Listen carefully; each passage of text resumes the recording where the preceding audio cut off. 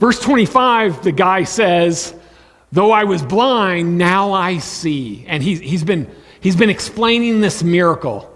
And we've talked about this miracle in depth over the last couple of weeks. It's one of those where he doesn't actually know the answer, but he says, I don't know, but God does in relationship to miracles. And I love that because he's coming at these guys humble, but frustrated. And we often need to come before God and before other people, humble and frustrated. We need to realize that you and I are weak, but that's okay because our God is strong. And you and I can't do it, but He can. Nothing is impossible with our God. Nothing is impossible. He can handle it. He can do it. And so we talked about that in depth 2 weeks ago before I went on vacation. We talked about doubts, questions, and miracles from John chapter 9, verses 18 through 21. Remember, we talked about how doubts and questions are healthy and are good for Christians. We talked about how when it comes to doubts and questions, we need to look at our motivation, our attitude, really examine our own personal goals when we're addressing our doubts and our questions. That keeps it healthy. We talked about that 2 weeks ago. 2 weeks ago, when we were looking at this passage, we looked at evidence and how evidence is important.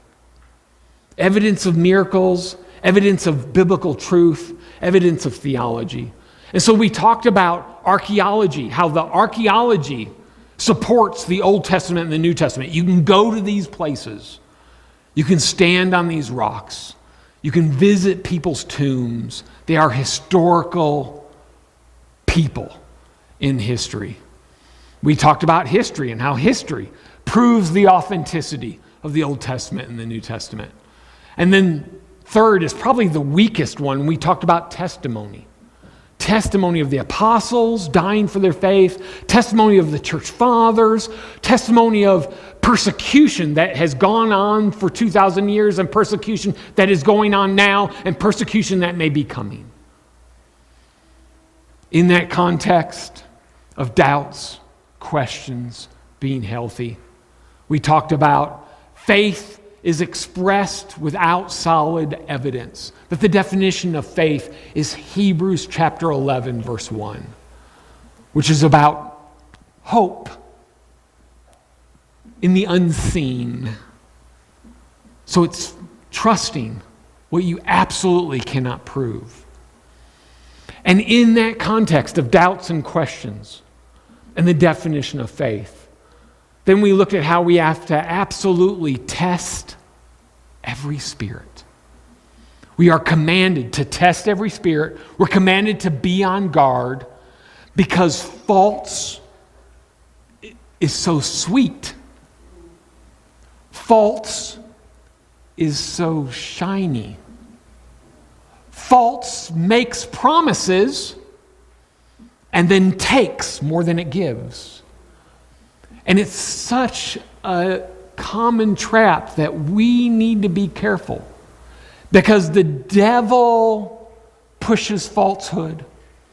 The devil, through the worldly culture, pushes falsehood. False, false, false. We need to be careful. And in the midst of all of those doubts and questions, even the idea that here was a man born blind who Jesus healed in front of his disciples, that God is big enough to even handle our doubts. He's big enough to handle our questions. He's big enough to handle our struggles. We aren't suffering alone. Our God is a God of miracles. He's a God of miracles in the Old Testament over and over and over again. Those miracles blow us away. He's a God of miracles in the New Testament over and over and over again. He's a God of miracles now. We've got testimony after testimony after testimony of God doing miraculous things when it comes to employment, job opportunities, when it's coming to provision. You needed money and money arrived. God's the God of miracles when it comes to guidance, protection. Thank you, Lord, for the God of miracles for protection. It's the only reason I'm alive. Turns out God does protect stupid sometimes. Personal experiences there. I've got the scars and the lessons there. We see God of miracles heal miraculously. We've seen it over and over again. I remember not having money for groceries, nowhere to turn. Today, the children are going to go hungry, and a box of groceries show up on my front door out of the blue. God of miracles. I've experienced God taking care of me where we were going somewhere and had no way to live. We couldn't afford to be there in ministry at all. And en route, God provides federal employment for somebody in my family that more than adequately met our needs above and beyond. I've experienced the God of miracles when it comes to guidance. Lord, what should I do? I quit a job. Lord, what should I do? I'm facing this thing. It doesn't feel right. What should I do? Quit. Yes, Lord. Quit. And God provides. That's what got me here. Sorry. Some blessings are blessings for one and curses for others. No. We've seen God do miracles. You have and I have. We've seen God heal. My own mother was diagnosed with lung cancer and was healed of lung cancer with no medical intervention at all, just the tests. You have lung cancer, you have lung cancer, you have lung cancer. You are now clean, you are now clean, you are now clean. We cannot explain it. We've seen Chuck fall, shatter his hip, bad lungs, bad heart. He needs major surgery. They don't want to do it because his condition is so bad. The family can't make a decision because to go into surgery is death. So they leave it up to him, and Chuck says, let's do it. And it was a beautiful surgery.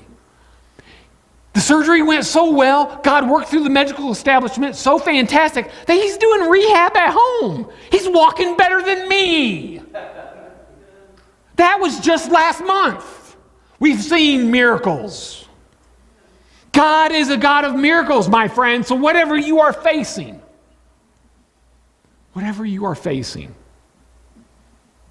small or disastrous, you don't have to be the solution, because we serve a God of miracles. And God can step in and do it. And you're surrounded by people who could give testimony to God's miraculous protection, God's miraculous provision, God's miraculous presence, and on and on and on and on. We like God small so that we can manage him.